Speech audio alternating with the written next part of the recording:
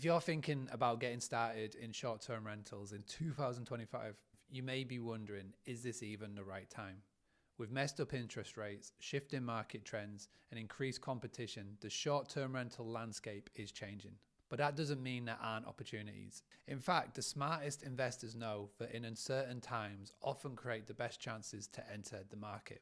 In this video, I'm going to walk you through the exact step-by-step process to start an Airbnb business successfully without making costly mistakes.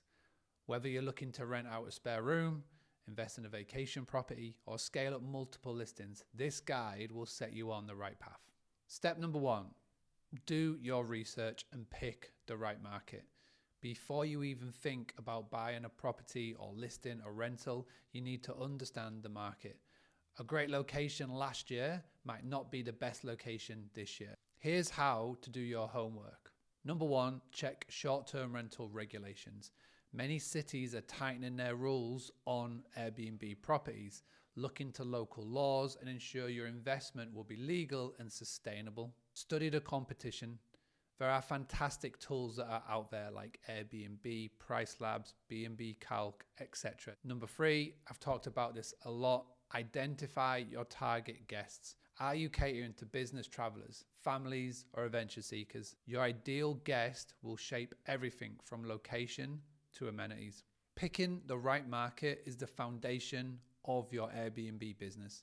Choose wisely and you'll have a property that stays booked and profitable. Step 2, figure out your model. So once you've identified your market, it's time to figure out how you will finance your investment. Are you going to buy? Are you going to arbitrage or sublease? Or are you going to manage? Once you know what you are going to do here, it will determine how you are going to move forward.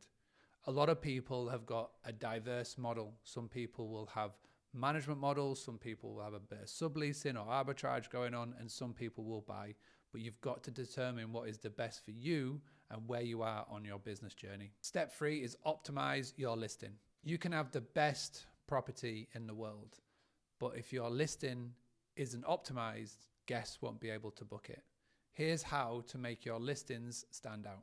Number 1, which is probably the most obvious, is invest in professional photography. Listings with high images get more clicks and bookings. Airbnb have talked about this a number of times, and it is no coincidence that the better the quality of the image, the more people will see it.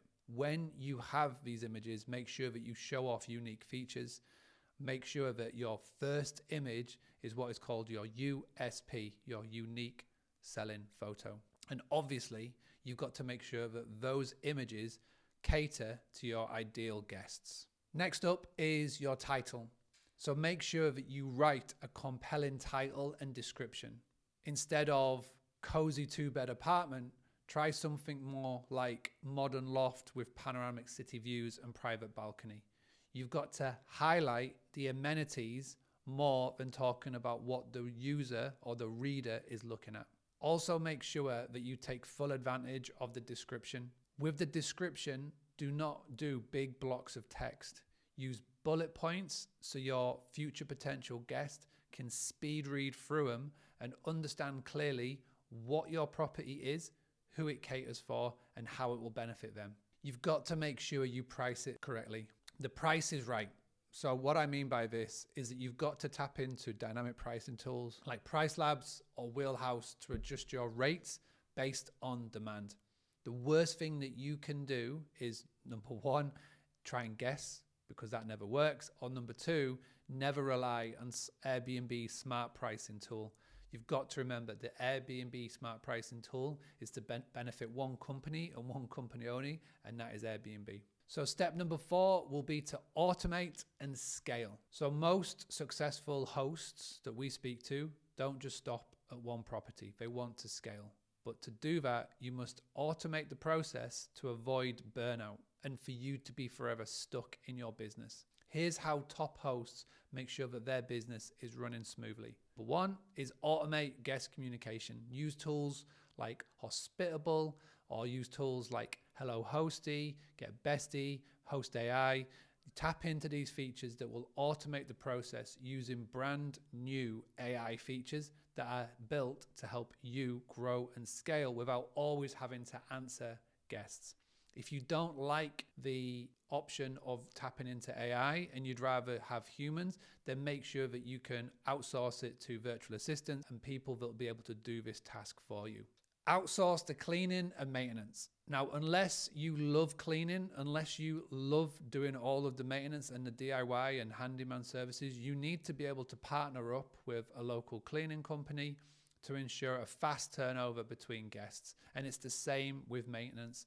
Make sure that you can hire and find fantastic local contractors that can help you when you need them. The next one, and obviously this is where Boostly has helped so many hosts over the years, is set up a direct booking website. When you rely solely on one platform for your revenue, you are setting yourself up to fail. At any point, you could lose your listing, you can lose your bookings, and you could lose your revenue. So by having a direct booking website, it means that you've got the ability to take bookings away from just the platforms. Make sure that when you have a direct booking website, the most important thing that it needs to do is to be able to clearly state to the future potential guest who you are, what you do, how they can book. That third one is where so many people fall down. They try and create the Mona Lisa of websites and they make it impossible to know and actually how to give you money.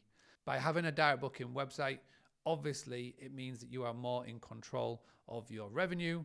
Most importantly, you collect more money because you're not paying the fees. And obviously, as well as you look to scale it and look to grow it, you'll be able to build a fantastic brand that people want to come back to time and time again. And then you will start to use Airbnb as just a marketing tool and not the be all and end all. Starting a business in 2025 in short-term rentals comes with risks. With the right strategy, it can still be profitable. So to recap on what we've talked about in this video, number one, pick the right market. Number two, make sure you know what model you are going to run. Number three is optimize your listing to maximize bookings. Make sure you automate and scale smartly, and also make sure you build in direct bookings into your business. Now, this is where I would love to hear from you. What's your biggest concern right now about getting started in the world of Airbnb and short-term rentals? Drop a comment below and I'll respond to as many as possible. And also, if you've enjoyed this video, click on this to watch this next because YouTube has recommended it for you.